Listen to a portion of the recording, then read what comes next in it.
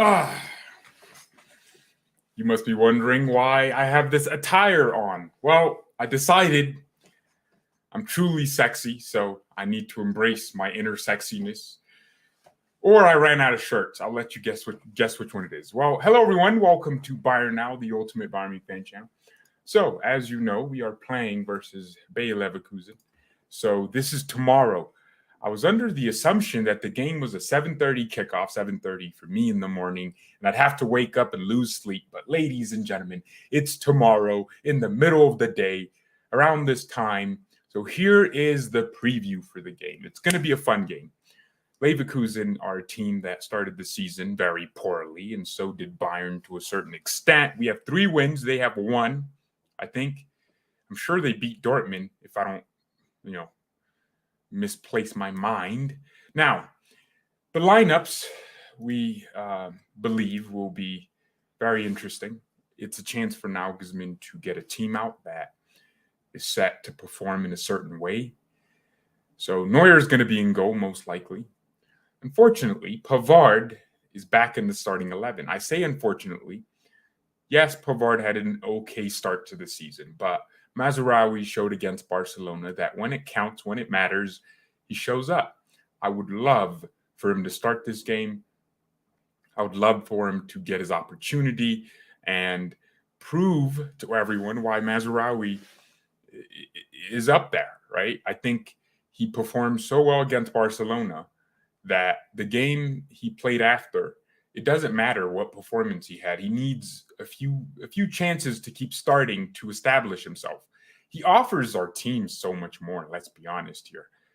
He gives us the dribbling, the speed, and he's also really competent defensively. So I don't really see anything that Pavard offers that Mazraoui doesn't offer. So I would love for him to start, but a lot of the sources are saying Bayern will start with Pavard at right back, which is very unfortunate. Lucas Hernandez, Coman, Bonassar, and Paul Vanner, they're all injured, so they're not going to be able to make the bench or play. So Upamecano and De Ligt will probably be the back line with Davies at left back. Duh, of course. Davies coming back from Canada actually completed his first session today. So these players are starting after one training session. Kimmich and Goretzka in midfield. I wonder how that's going to look. Remember, Goretzka and Neuer had COVID. So maybe it was like God's plan, like Drake, where they would have gotten injured in the international break and God's plan kicked in. I don't know. We'll see what happens. Goretzka suffered a slight knock in training yesterday, so it's good to see that it wasn't anything huge. He's back, and we expect him to start tomorrow. Sabitzer, everyone would have usually said that, but he's not going to play. Unfortunately, unfortunately for him, kind of fortunate for us because I'm not trying to watch Sabitzer. Musiala, Muller, Mane, Sané. That looks like that's the attack. I don't know why Mane's still starting in this team. I think you have players like Tell on the bench. I know Gnabry sucks. So, maybe Tell's the only one I would play. I do have a question, and people wanted me to do this, the members on the channel, and I'll make this video next, maybe in December. I think it'd be very stupid for me to make a video about loan players, at this stage in the season. It's like they just got there. So Vidovic, 3 matches in the Eredivisie, no goals, no assist. So, I hope he starts getting goal contributions. So the reason I bring up Vidovic, by the way, is because, if Mane's playing like this, then, we got to bring him back, man. We got to bring Vidovic back and see if he can do things for this team. Every time he played, in any game, he looked very promising, good footwork, good work rate. So I think we should bring Vidovic back, especially when we have so many players that could get injured. And Kingsley Coman will be back next week, so he's also out. Man, very long list, but at least we're not Dortmund. If you look at Dortmund's injuries, my goodness, I've never seen anything like it. Look, let me stop playing. Let me tell you exactly who's injured at Dortmund. You're gonna lose your mind, dude. Dortmund have so many injuries. Makes Bayern look crazy.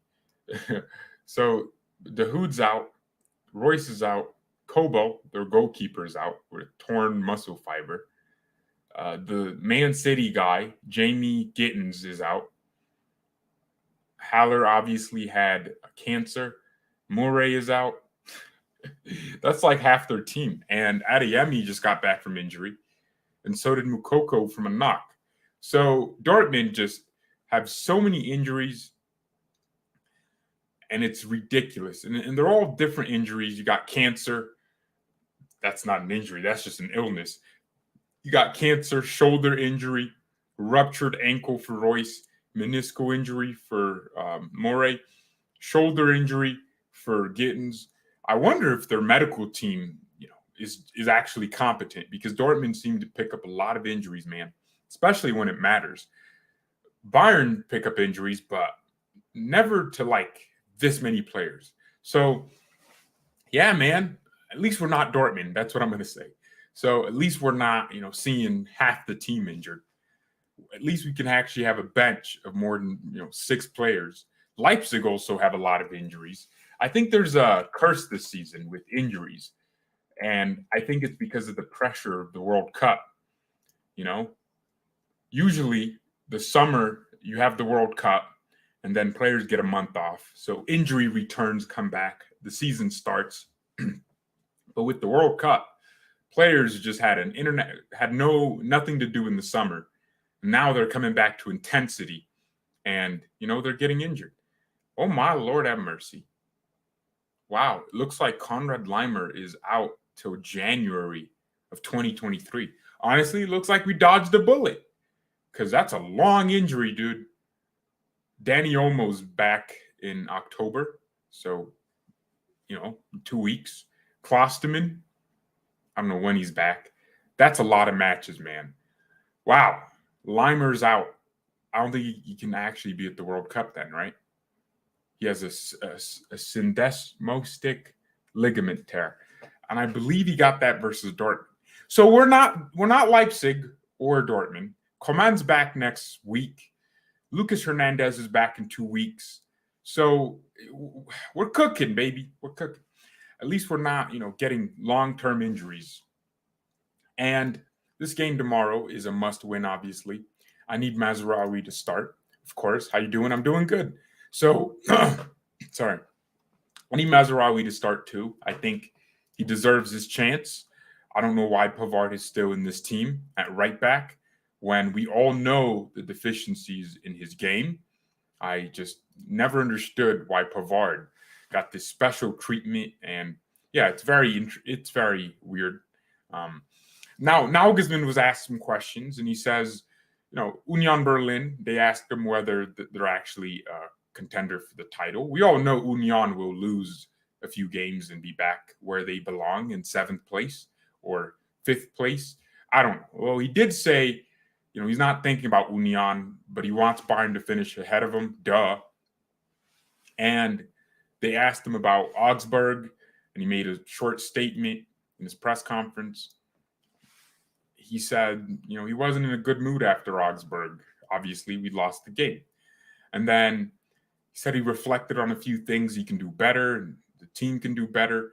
And he says, ultimately, I want to win the Bundesliga and also go far in the Pokal and the Champions League. Just say you want to win it, because that's just the mentality we need at this club.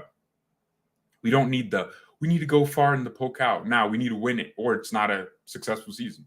If Bayern win the Bundesliga every year, we will fade into irrelevancy.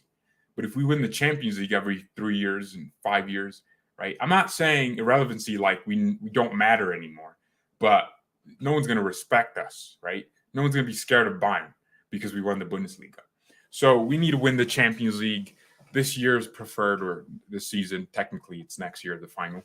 So, yeah, Nagelsmann, I completely understand where he's coming from, but I would say Bayern have no choice but to win the Champions League with the amount of money we spent.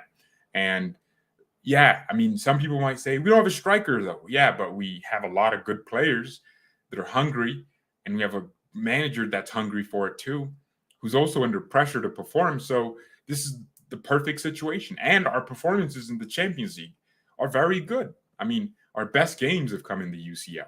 And I don't mean like best goals, and I don't even mean that. I mean like our most balanced games where we defended well. And, well, to be fair, against Barca, we kind of let them have a few chances. But you know what I mean. We still won, right? Barcelona fans are angry. Every day they look at us. They're terrified of Bayern. They're writing diss tracks to upload on Spotify right now. Bayern, we're gonna kill you. We're gonna pull up on you like Pop Smoke, something like that. It's Pop Smoke, the rapper that just died. Like, was that the dude? Was it Polo G? I don't really listen to music. The only rap I listen to is Migos, Post Malone, and it's about it. Like Migos and KSI. I know. Wait, I actually do have. That was a joke, but I actually have a KSI song on my playlist. I'm going to tell you what it is. Forgot the name. Let me tell you. Oh no. Lil Baby, of course, Lil Baby, man. There's like 10 Lil Baby songs in here, and I have like 33 songs. So that tells you, like, my whole album is just Lil Baby. It's Pushing P, Hotel Lobby with Quavo and Takeoff. Oh man. So that's basically 2/3 Migos. Where's that KSI song I was talking about? I was talking about a KSI song. Oh, Cap with Offset, Migos member. Man, I love Migos. Gang Gang. Okay, that's the other KSI song. This is the one with J1 and Deno. I like that song a lot. I used to have Houdini in here with Swarm, but Swarm decided to fight KSI. Dude, I'm a KSI fanboy, man. And then I occasionally listen to Future. Why am I talking about my music taste? I don't know. I think it's fun. I think it's funny. Oh, it was Coolio? Ah, man. I don't even know who that is, bro. I'm not gonna lie. I thought it was Polo G or something that died. Someone was telling me some rapper died, and I thought that was him. My bad. I mean, yeah, I'm not a music guy, you know. I at the gym, I listen to my breath, man. That's my motivation, right? When I'm tired, I'm like motivated. I'm like, yeah, that's how I should feel. Gravenberch also needs to start. I would agree. We need Gravenberch to have an opportunity. Goretzka playing after coming back from COVID is kind of ridiculous because, you know, if anything, he might have the COVID dry cough, or, you know, well, actually, you know, when you're an athlete like that, you're going to be asymptomatic. You know, as a matter of fact, I think I got sick in the last 72 hours. But nothing's happening. Nothing, like literally. I don't know what gangster's paradise is. If dude, I am the most uncultured person you'll ever meet. That's it. My friends all know this, and you are all my friends, so you should know this too. Don't bother. Oh, you don't know who this is? No, I don't. You know, some dude was like, oh, Jimi Hendrix is one of the best guitarists or something, or singers. I don't know. And I was like, who? I don't care about songs, man. I care about football, and those are my interests, right? That's why this channel isn't Music Now. It's Bayern Now. Let's be honest, Nagelsmann will start Pavard over Mazraoui. I already expect it. Me too. Me too. Who's replacing Lucas? Well, Lucas has been injured for 3 weeks now, or actually 2 weeks. A little over 2 weeks. So, you know, it's been Upamecano and De Ligt. So there's really no big downgrade. De Ligt, great center back. I think De Ligt needs a lot, you know, to get into that Netherlands team, because Louis van Gaal, man, my guy, he really likes Julian Timber for the Dutch national team. So if we want a successful time with certain players, yeah, we're gonna need to see De Ligt play very well. Hey, guys, I am really this close to just clicking that buy button on FIFA 23. I don't know, man. Something's just trying to get me to buy FIFA 23. So that would mean I need to buy an Xbox controller.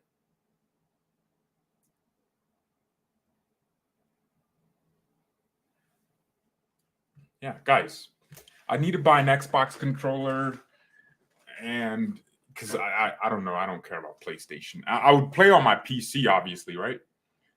But I would buy an Xbox controller and then play FIFA through there. Oh, man. And then I could do career mode, Musiala, and it would be like in the middle of the day. So we'll do our live show, and then I'll have like a good hour, just go live, maybe on the second channel, BayernNow clips, or this channel, right?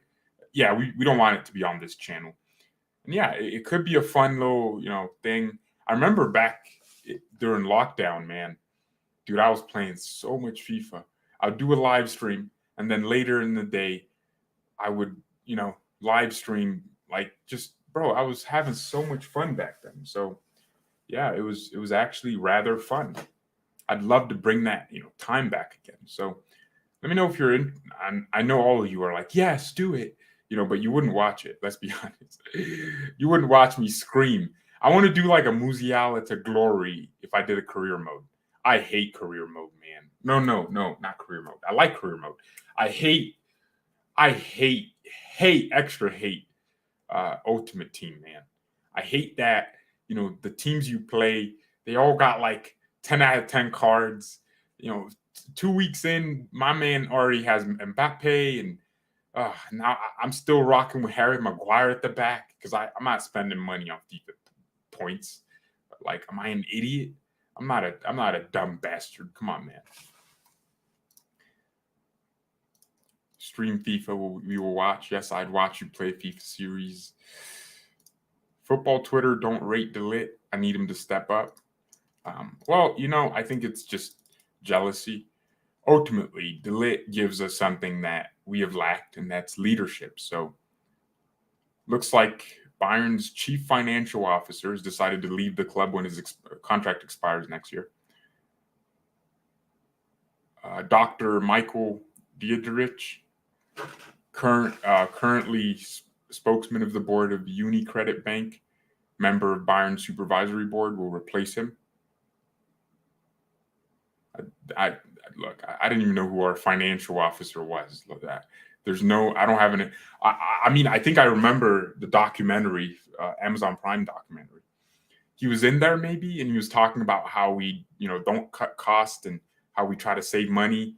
We don't cut costs in the important things. We spend money where we need to, but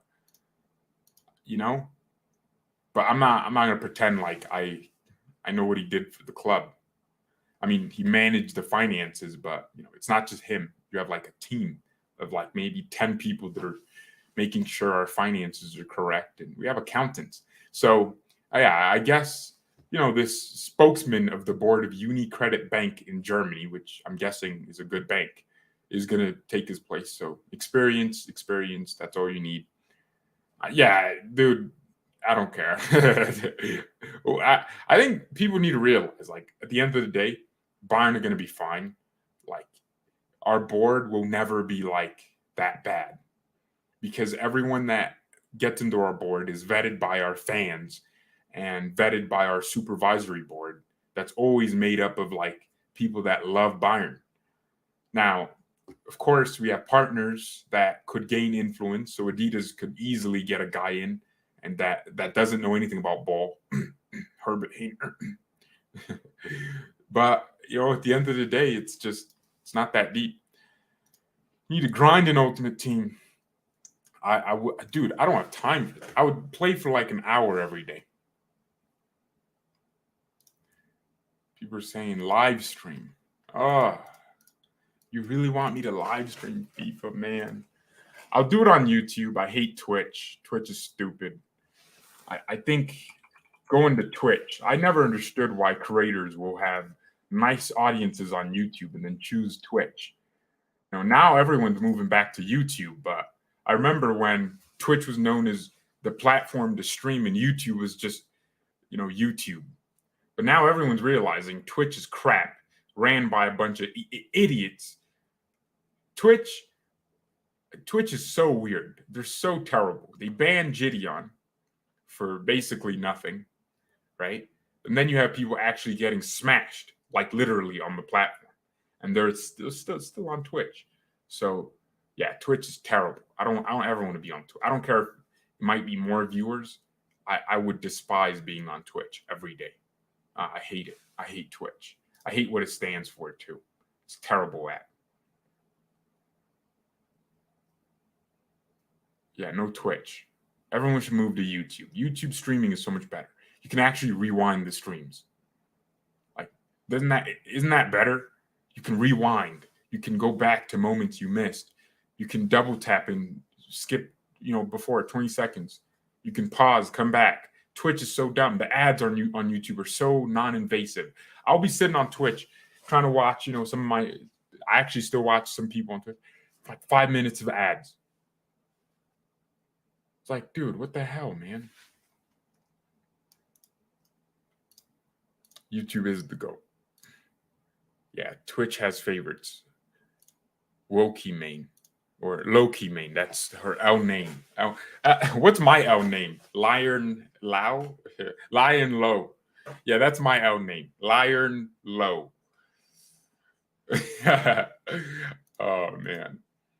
All right, what are your predictions for this game? Richard says Leverkusen 2, Bayern 2. I will say we will win this game. I don't think I'm with Richard when it comes to the low score. Yeah, I say we win the game, man. I say we win the game.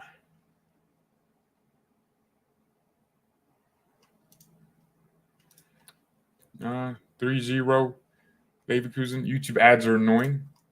Well, have you been on Twitch? You'll be sitting there, 5-minute ad. And it is so invasive. 3-1, 2-0. At least YouTube ads, I'm getting the majority of the ads you're watching. So you're supporting me. Twitch, it's like they're getting the majority. Actually, they lowered pay for creators on Twitch, which makes no sense, man.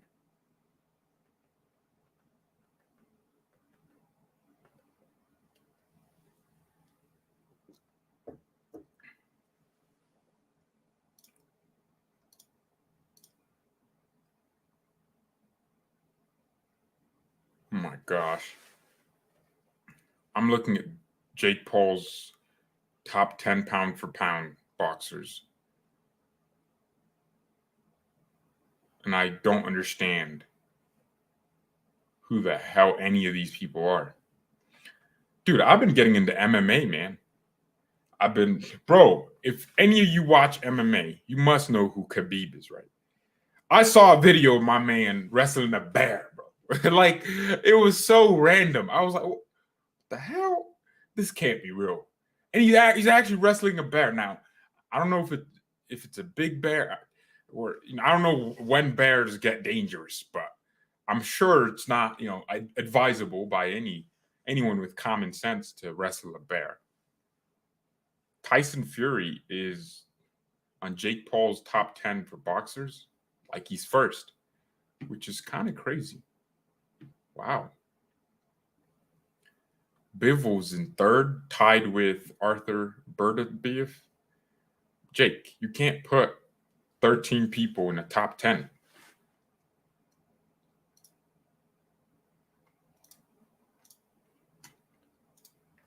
Khabib is crazy. Yeah, UFC is fun to watch. It is. And people say Israel Adesanya is boring, but maybe it's just me and how I enjoy watching boxing or fighting. I prefer a defensive fighter because at the end of the day, it's a sport. It's not like actual fighting. I wouldn't say, like it's a street fight. A street fight is just violence. Boxing is a sport. MMA is a sport. It's who can be the better man on the day. If you wake up and you sneeze 3 times and you have to fight that night, Logan Paul, then it's a different story. So I'll say boxing is, and MMA, they're all sports. And that's why I appreciate fighters like Mayweather. I appreciate fighters like Israel Adesanya. I appreciate fighters that, don't want to get their faces destroyed, because they just want to put on a show and make it. Yeah, making it. I think you can do it in a different way. Mayweather knew my style was very well. Actually, Mayweather in the beginning was a monster, but we all knew he couldn't keep that aggressive style up, so he became more defensive. But to prevent him from losing people because he became defensive, he had the villain role. Floyd used to be pretty boy Floyd, and he was the guy that tried not to get hit, but he was also really offensive, and he was knocking people out, and he was really, I mean, he was fighting everyone. And then he decided, I'm going to become Floyd Money Mayweather, which is a transition from being, this somewhat likable fighter who goes and fights and entertains people to being this villain in press conferences and making his opponents' lives hell, who's all about money, and that makes people want him to lose. People are watching Floyd, they're hate watching, they're paying money to hope, oh, Canelo can beat him, Manny can beat him, and it's like he never loses, and they just build that hate. So even now he's doing exhibitions and getting 20 million for 5 minutes work. So I appreciate that about Floyd, the adaptability. I also like Israel Adesanya because but here's why Israel, he turns off casuals because he's not really, Conor McGregor, right? Conor's entertaining while he fights, but he's also really entertaining off the, when he's not in the octagon. This dude is so funny, man. I don't care if you like Conor, he's hilarious, right? I think just the ego and the way he carries himself, this dude can make a commercial and people would line up to watch his commercial. So Conor's, Conor, but Israel doesn't have that yet. I mean, he can trash talk, but he doesn't know how to. Conor has an entire country behind him. Israel needs to find a way to activate, a core fan base that will watch him no matter what by identifying with them for one reason or the other, and then be so annoying that he becomes the villain. People watch him to lose, and he wins every fight on points. That's what I think. I don't care if no one's watching because I'm talking about boxing. But I really like UFC. Oh, Deji, man. Deji. What's your expected starting 11 versus Leverkusen? So I'm thinking of 4-2-2. I'm expecting Pavard to start a right back, Neuer to start in goal, and then Upamecano and De Ligt and Davies, that back line. Kimmich, Goretzka makes sense. Most people would say Gravenberch. I would say Gravenberch needs a chance at some point, but Nagelsmann is Nagelsmann, so he's going to go to experience. And Goretzka is the more senior player next to, Sabitzer, right? I think Goretzka's in the team council, so he's close to being a captain. So, when Müller leaves or retires, or Neuer leaves and retires, Goretzka's going to be one of the captains, like second captain, maybe third captain. So, he's going to be playing because of that. And I think Musiala, Sané, Mane, Müller, pretty self-explanatory. I did box yesterday. Yes, guys, I was boxing yesterday, and there was a coach, a middle school wrestling coach who did jujitsu. He was just teaching me some things. He was boxing himself. And, I'm getting my jab down. I did show a video of me boxing. People were like, you suck. I don't watch any other sport. I used to hate, I used to think, why are you watching MMA? Why are you watching boxing? Now I'm obsessed. I'm like sitting there watching documentaries for fights.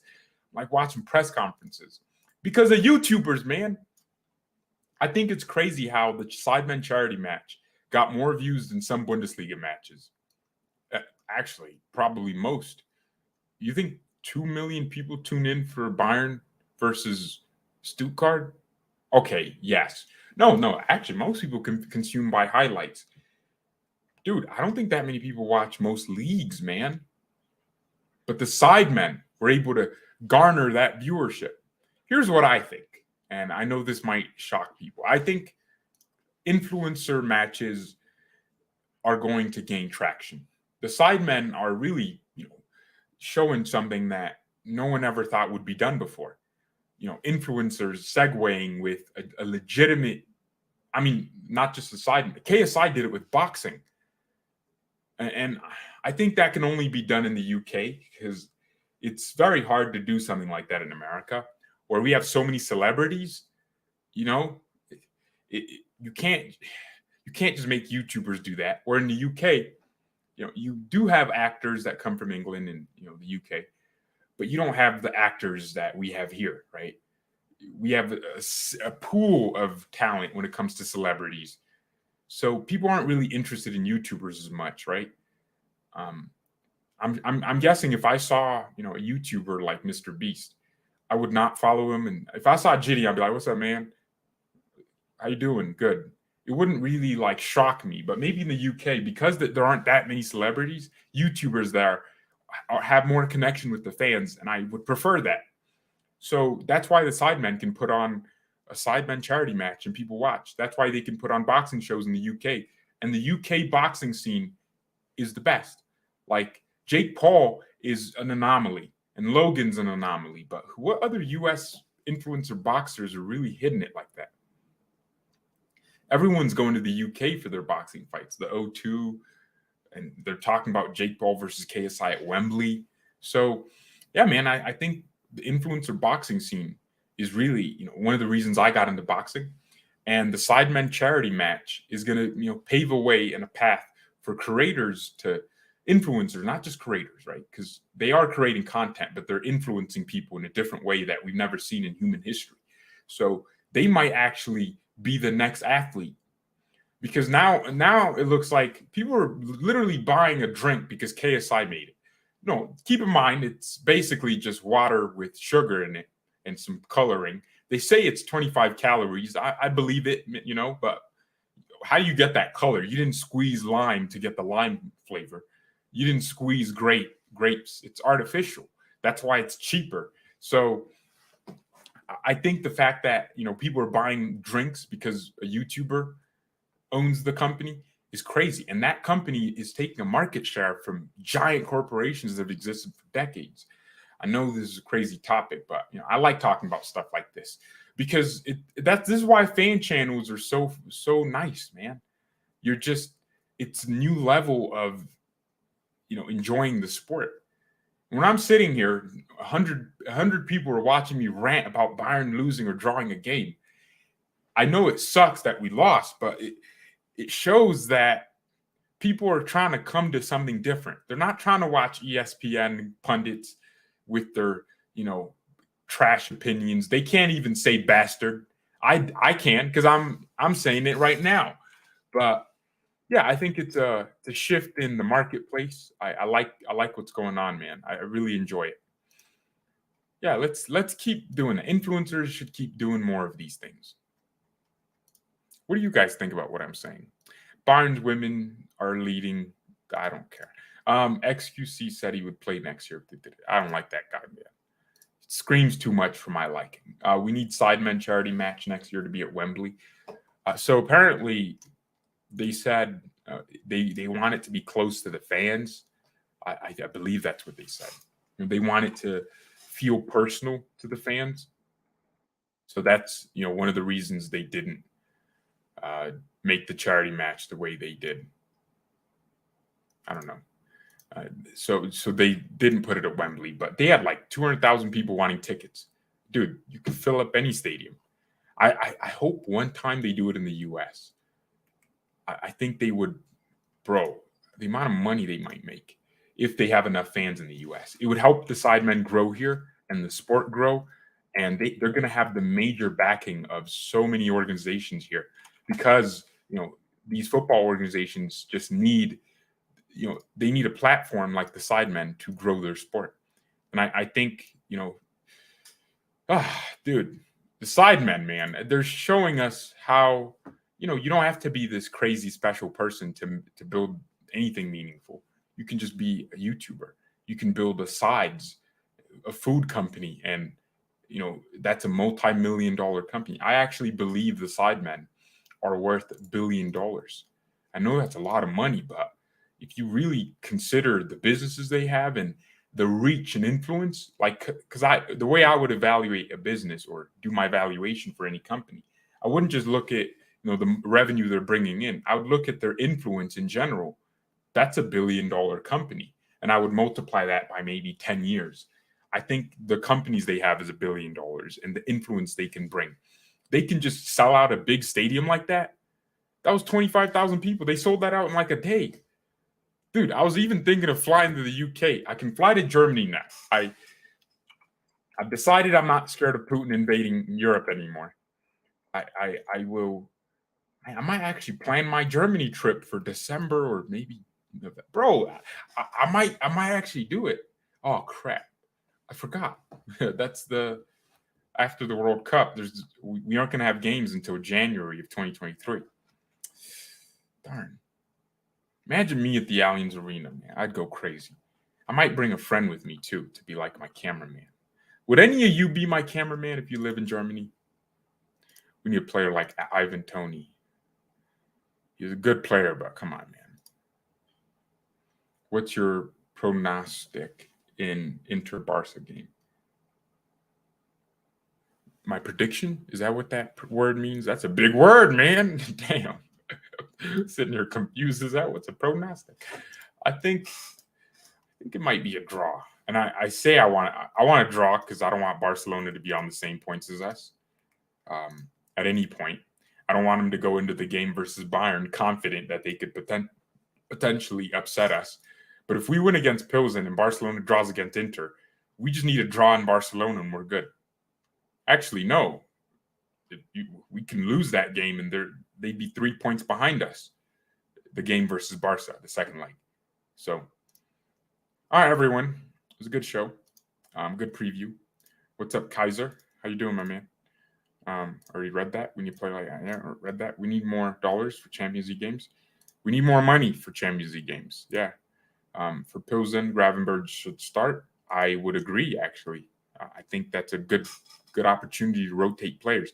Wait, oh my gosh, dude. I forgot. Yo, Champions League next week. Here I am thinking, it's, normal year where it's like December or something, or, November.